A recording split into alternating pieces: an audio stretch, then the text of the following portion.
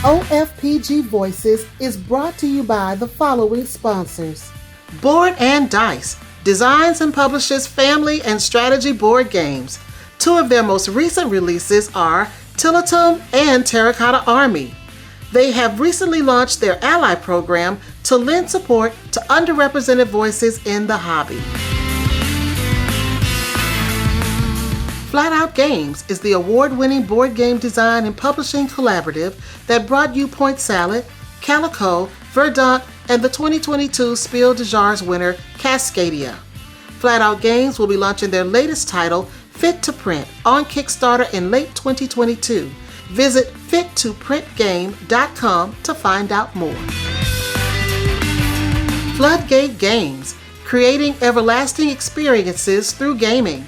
Floodgate is best known for Sagrada and its family of expansions, as well as other great games like Fog of Love, Decorum, and most recently Kites.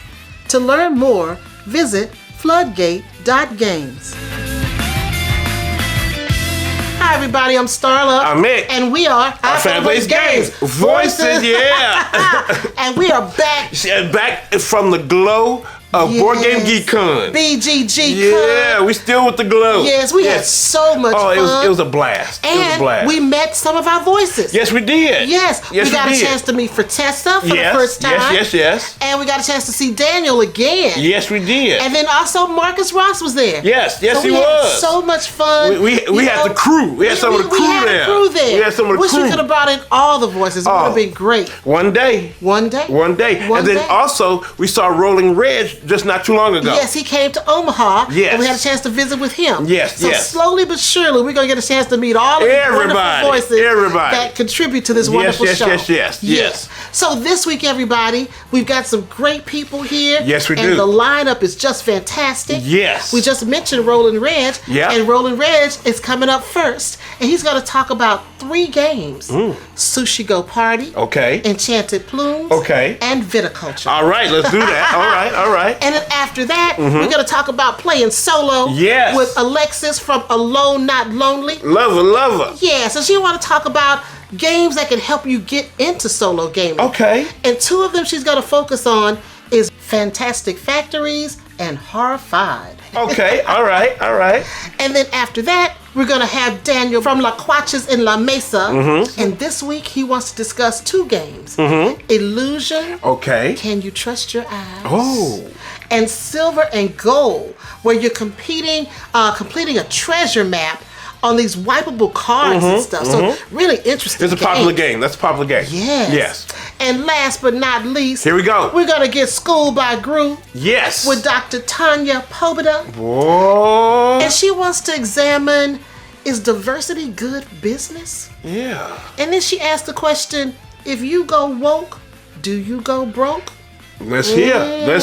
Because I got my opinion. Yes. But let's hear what the doctors say, the good doctors say. So you guys need to stay tuned.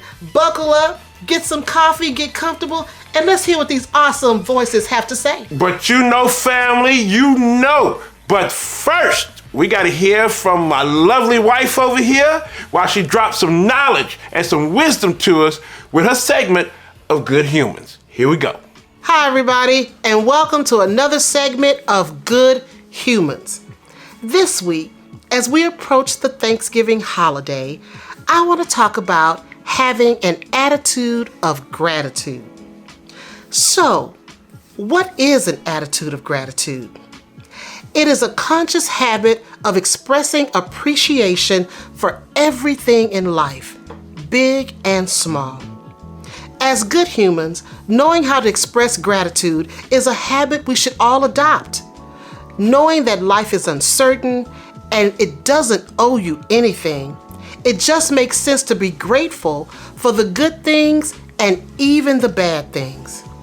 Yes, it is easy to be grateful when good things happen, but sometimes it's the bad things that teach you how to be grateful for the good things. There's a saying, if you want to see the rainbow, you got to put up with the rain.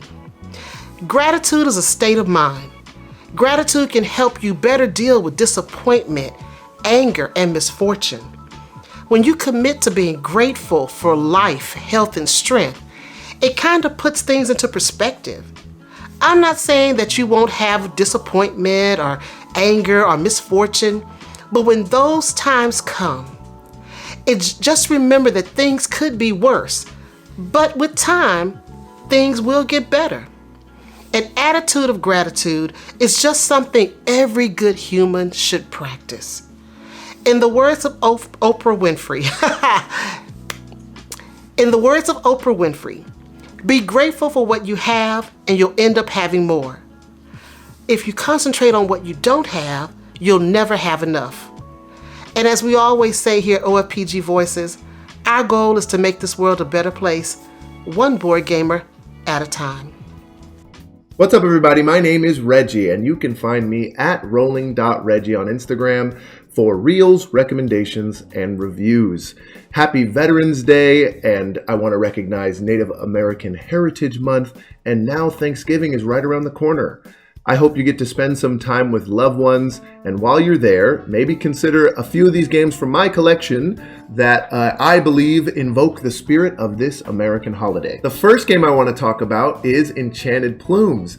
This is a neat little card game about peacocks, and you are building your own peacock feathers from top to bottom, and the top row is going to be negative against you, and as you go down, all those points are positive. So you're tactfully trying to create the most beautiful and highest scoring peacock that you can. This game is designed by Brendan Hansen and published by Calliope Games. Most recently and most often I play the solo variant that he published on Board Game Geek, but it does play up to 5 players and would be a nice, beautiful game for you to play with your loved ones this holiday. Now, it's not Thanksgiving without a big feast, and I know personally I always look forward to my mom's mac and cheese or my grandma's sweet potato pie. But I have to talk about Sushi Go Party here. Now, this is the original pick and pass game, and I thought that it really symbolized Thanksgiving and sharing food. All you're doing is looking at a hand of food and picking one and passing the rest to your neighbor, and that makes for a great game around the table, up to 8 players. I also think it's simple enough that you can play this when you're in a little bit of a food coma right after eating a great meal. It also plays 8+, and I think that's great for age and for children. I even have the little Sushi Go here as well. So this is the good travel one if you want to bring that up to your family this year. Now, you've got to have something great to drink to go along with your feast. And so my last recommendation for y'all is Viticulture. This is the strategic winemaking game by Jamie Stagmeyer and Alan Stone, and it is published by Stonemaier Games.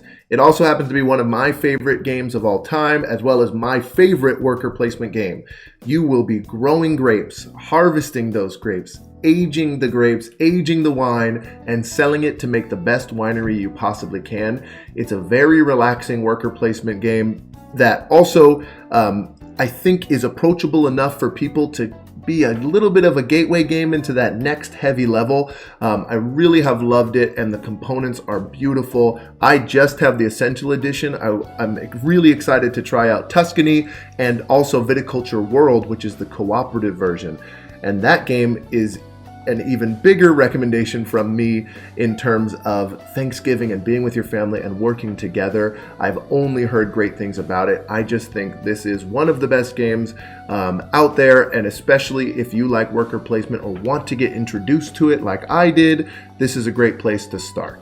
So that's all I have for you, and I'm very thankful for all of you for tuning in, and I'm thankful to Our Family Plays Games for bringing so many new and diverse voices into this lovely hobby we call board games.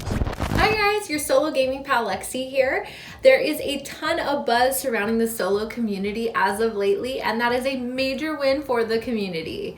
With that being said, there's so many amazing games out there that it can make it difficult to decide where to start and where to jump in. I wanted to try to help as many people as possible experience solo gaming at least once in their lifetime, and so I thought it would be a great idea to share 2 titles that I feel are great for that intro gateway gamer.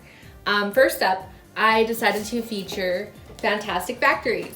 I love this game both solo and multiplayer. The reason why I love this game is in the solo mode, the bot or the like dummy player that you're playing against is super easy to operate, super low maintenance, and doesn't take away from your turns. The whole object of the game is to produce the most points. It's an engine builder at its core. You're trying to produce the most goods or points. You're doing these conversions with dice, so it's a lot of dice rolling and dice placement. And so after you've done your production, you roll a die for the bot, and it tells you what kind of card it's going to add to its tableau. It's just you at the end, you're comparing your points to the bot's points. It's just super easy, low maintenance. And I feel like really anybody could jump into this and have a good time. The second title that I wanted to share with you guys today is one that I had a ton of fun with in October. That's going to be Horrified. So I would say you could do Horrified the original, which is the Universal Monsters, or Horrified the American Monsters. I think both of them are great. This is also another game that plays exceptionally well multiplayer or solo. Either way you go, you're gonna have a ton of fun. I'm pretty sure of it. What I like about this is you can play it with a wide variety of gamers, whether you're experienced or new, just figuring things out. In a multiplayer mode, anybody will love it. In a solo game, it's pretty much just you going around the board trying to save as many villagers as possible and escort them to their safe locations, while also collecting items and resources and completing tasks to wipe the monsters off the board, because once they're off the board, it's so much easier to win. And so I feel like this is a great option if you're looking to get into solo gaming. The reason being is if you don't end up actually enjoying the solo part of it, it plays great in a group, and it's fully co-op. So it's 1 to 5 people. It takes about 45 minutes to an hour to play. Reminds me of Pandemic a lot. I get like Pandemic-y vibes. And it's just a really great time. I've played it with my parents, my grandparents, seasoned gamers, Euro gamers, the heaviest of the heavy, and it just seems to be an all-around great time for everybody. So yeah, the intention behind sharing these games is just to help you find a good place to start. It can be so overwhelming with so many different titles out there. It's impossible really to know where to start, and I'm always looking to help people find that first game that they fall in love with. And ultimately the goal is help people experience solo gaming, even if they don't love it, even if it doesn't become your primary way to game, just to at least experience it and just see what all the buzz and the hype is about.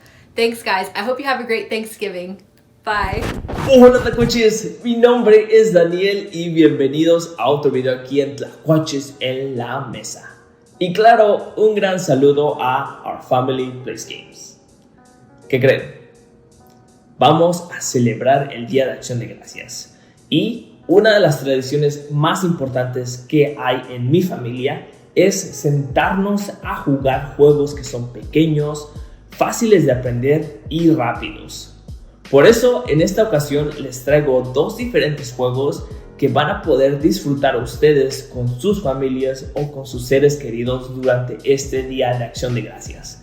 Y pues ahí les va. De este lado tengo Illusion y de este lado tengo Silver and Gold. Ambos juegos son de parte de Pandasaurus Games. Voy a empezar con Illusion. Illusion es un juego competitivo de 2 a 5 personas. El propósito del juego es de que tomes estas cartas y las coloques en orden dependiendo del porcentaje de color que hay en cada una de estas cartas. Al principio del juego vas a seleccionar al azar una de estas flechas que indica un color diferente. Se va a colocar en el centro de la mesa y vas a voltear una de estas cartas para empezar. En tu turno vas a tomar una de estas cartas nuevas y la vas a colocar dependiendo de donde tú crees que haya más o menos porcentaje del color que se seleccionó al principio. Todo esto va a estar pasando hasta que tú o otro jugador decidan que el orden de las cartas en la mesa es erróneo. Entonces, ahí es cuando tienes la oportunidad de voltear cada una de estas cartas. Estas cartas en el reverso muestran el porcentaje exacto de los colores que hay en cada una de estas cartas. Si le atinaste y tuviste suerte y cachaste que hay un error, en la mesa, automáticamente ganas una de estas cartas de flecha. Si te equivocaste, la persona que tomó el turno antes de ti se va a llevar la flecha. Vas a estar jugando diferentes rondas hasta que una persona logre conseguir 3 de estas flechas. En este punto se acaba el juego y el ganador celebra su victoria. Y de este lado tengo Silver and Gold. Silver and Gold es un juego competitivo de 2 a 4 personas. En este juego vas a tomar el papel de un pirata que está tratando de buscar tesoro en cada una de estas islas. Al principio del juego vas a recibir 2 de estas cartas. Estas cartas representan varias islas en el mar. Este juego utiliza el mecanismo de flip and write. Lo que va a estar pasando a través del juego es de que este mazo de cartas se va a revolver y se va a revelar una de estas cartas. Estas cartas cuentan con diferentes figuras que se encuentran en este juego de Tetris. Tu propósito es tratar de meter esas figuras dentro de cada uno de estos cuadros en las islas. ¿Por qué? Porque cuando lo llenes vas a poder ganar los puntos de victoria que se encuentran aquí arriba. Si llegas a cruzar o a tachar una moneda, vas a poder usar el tablero que tienes como tu jugador, cada una de estas monedas, y vas a poder lograr conseguir trofeos alrededor del juego. También puedes cruzar palmeras que te van a dar bonus extras para ganar puntos a través del juego, y muchas de estas cartas se ayudan una con la otra. Por ejemplo, esta te dice que te va a dar un punto más por cada isla gris que completes. Esto va a estar pasando alrededor de 4 rondas y la persona que haya conseguido más puntos al final del juego es la persona que va a ganar el Silver and Gold. Tlacuaches, espero que se den la oportunidad de jugar estos 2 juegos. La verdad es que son muy simples, las reglas de cada uno de estos juegos son fáciles de entender, y en esta ocasión en la que estamos celebrando el Día de Acción de Gracias y que necesitas solamente jugar algo rápido para quizás estás esperando a que se termine de cocinar tu cena, o después de haber comido, o solamente para pasar un momento familiar con los seres queridos que están junto a ti, cualquiera de estos juegos va a funcionar. Ojalá se den la oportunidad de poder jugarlos y nos estamos viendo en el siguiente video, Tlacuaches. Y ya. This is the November episode of Schooled by Gru by Dr. Tanya Pobuda, and I'm tackling how diversity sells, what board game consumers want. This is Schooled by Gru, an exclusive series for Our Family Plays Games Voices, where I do a deep dive into my PhD dissertation research and share with you the findings before the rest of the world sees it, exclusively on Our Family Plays Games.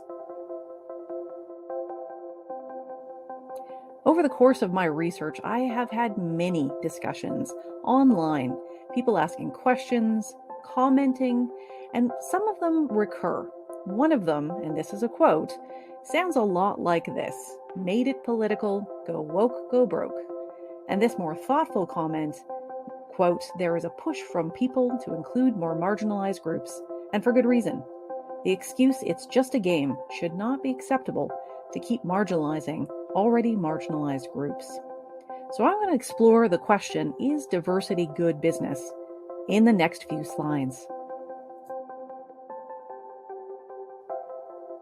I've actually compiled an 80-page document of some of the discussions I've had with folks, and particularly focused on recurring questions. Is diversity good business? If you go woke, do you go broke? And the answer is resoundingly no. And I'll share some examples from the entertainment industry, from business, and then bring the focus back to board games. There's a fabulous study that was authored by Gerald D. Higginbotham and his co-authors Zeng and Eulis, looking at the film industry. A movie on its opening weekend will lose $32.2 million. if it lacks authentically inclusive representation. What does that mean? It means characters that are evolved beyond stereotype, that includes rich diversity in its cast. If you lack diversity, you will lose money, sometimes as much as 80% of your total film budget, if you lack that diversity and inclusion in the cast list and in the ideas presented. The Oscar award-winning actress Geena Davis has a foundation called cjane.org. They conduct a lot of research into television and film empirical trends and ask themselves the question, does diversity sell? In this particular study, they found that family films with people of color in the lead generated 15.4% more revenue, grossing $21 million more than those with a white lead character. In this case, and in the research provided by Geena Davis's foundation, cjane.org, there are loads of empirical studies that underline that films with people of color in the lead make more money. Large-scale business studies, like the one conducted by the Boston Consulting Group, found that companies with more diverse management teams have 19% more revenue due to innovation than companies with a more homogeneous and mostly white management team.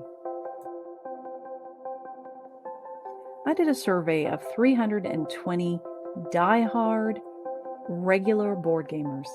These were deep fans of board gaming. And the majority of these respondents were white at 76.1%. So my sample pool had a predominance of whiteness, with 17.2% identifying as a person of color, 3.5% identifying as Black, and 3.2% identifying as Indigenous. Now, my overwhelmingly white sample at 76.1%, and this is higher than population averages. Mostly in major centers in the US and Canada, it's 50-50, white and Black Indigenous persons of color. In major centers in Canada and the US, more of a 50-50 split. But this overwhelmingly white sample that I generated told me overwhelmingly at 84.9% that they wanted to see better, equitable racial representation in board game artwork and themes and characters, because they want that. So you've got a pool that is majority white who's also asking for diversity. That's an important finding for publishers and one they should pay attention to. Diversity is very good business. This has been the November episode of Schooled by Gru, where I ask, does diversity sell? And I answered, you bet it does. Thanks so much for listening. Stay safe and be well. All right, another great show. Always great shows. Yes. Our contributors be doing their thing. Yes, they do. All the time. And I enjoyed Reggie. Yes. Yes, because I enjoy Sushi Go Party. Yeah, we like that, and I'm always getting the promos for it. I know. I'm always getting the promos. BGG, I always get the promos, and then also, Enchanted Plumes. That's your thing. Enchanted Plumes. That one is of my your favorites. thing. Mm-hmm. But it's a good game. It is a good. It's a good game. And then Alexis. Yes. I totally agree with whatever she say. I totally agree with it because solo gaming is wonderful. And if anything can get anybody into solo gaming, I endorse 100%. Yeah. And I love her for it. I love her, always showing out that solo gaming really is a good thing. And then of course, Daniel came through with his games Daniel. as well. Yes. Because we don't have what is that? Silver and gold in our collection, but I think it'd be pretty cool. I think so too. I think it'd be pretty cool. So I thank him for kind of putting it out there so it'll get in your head so I can get a green light. Oh my goodness. Need a green light. Need a green light, family. And I need a green light, family. I'm getting off of that subject. And last but not least, yes, Dr. Tanya Pobuda. When all these folk out there who talking about, we gotta fight the wokeness and these people are doing all this woke stuff. Well, if you're not woke, you asleep. You asleep. And that's a problem. That's a real problem. That's a problem. Yes. And that's part of the problem, that we're not getting the diversity and the inclusion. Yeah. So, I mean, if you want this world to be a better place, wake up. Wake up. Wake up. Well, Dr. Tanya said it. She said, you know what? Diversity is good business. Yes, it is. And it's progressive. And if we want a progressive world, a progressive life, we got to include everybody. Include everybody. Yeah. And don't forget nobody. And don't forget. And I think a lot of times in this industry, in the board gaming hobby, we forget too many people. We forget. And for publishers, designers, content creators, and also just everybody, we need to just wake up. And bring everybody in. Stop with all that politics. Oh, you bringing politics and all this. No. Just be good humans. Yeah. Like my wife always say, be good humans. And bring folk in. And, everybody. Bring everybody in. And that's not political. That's just life. That's just life. Nothing political about that. Yes, that's just life. Yes. So, that's it. Yes. That was a great episode. Yes, it was. Thanks so much to our awesome sponsors for supporting us. Allowing us to have a program such as this. Yes. Thank you guys so much for your support. We love all of y'all. Yes, we do. All of y'all. Yes, we do. Yes, we do. Now, Starla, what about our merch? I know we got Board Game Geek merch on, but what about OFPG and OFPG Voices merch? Well, if you're looking for shirts or mugs or pillows for Our Family Plays Games and OFPG Voices, check us out on Spring. Yes, check us out. We have a new shirt. Yes. A Better Place. And so the shirt is from my Good Humans segment, where we say making this world a better place, one board game at a time. And we had Netta J Designs here in Omaha help us with the design. So if you haven't gotten a shirt like that, you should. And our OFPG family member, Nathan Newman, he had it on. He had it on at BGG Con. Yes, so that was really cool. That was really cool. Now, Starla. We're trying to grow our family. Always. We're trying to grow the OFPG family always and bring more people in, because that's what we need and that's what we want. So where can they find OFPG? Well, if you're looking for Our Family Plays Games, you can find us on Facebook, Instagram, Twitter, and right here on YouTube. Right here. So we also, our next episode is going to be December 7th, 2022, and it's a holiday episode. Yes, you don't want to miss that. Yes, it's a holiday. It's a special episode, the holiday episode, so you don't want to miss that, family. And on this episode, we're going to have a whole bunch of voices. Yes. A bunch. We're gonna try to get all of them. We're working on it. Yes. So you're gonna love it, family. You're gonna love it. But family, thank you so much for coming out and look at these beautiful voices that we're gonna keep bringing you, and even more new ones and things coming your way. But hey, keep coming with the answers. Coming with the questions, comments, all of that. We love hearing from all of you. You know that. But there's one thing, and I mean one thing we want you to always to know, family. We love you. Bye now. Everybody.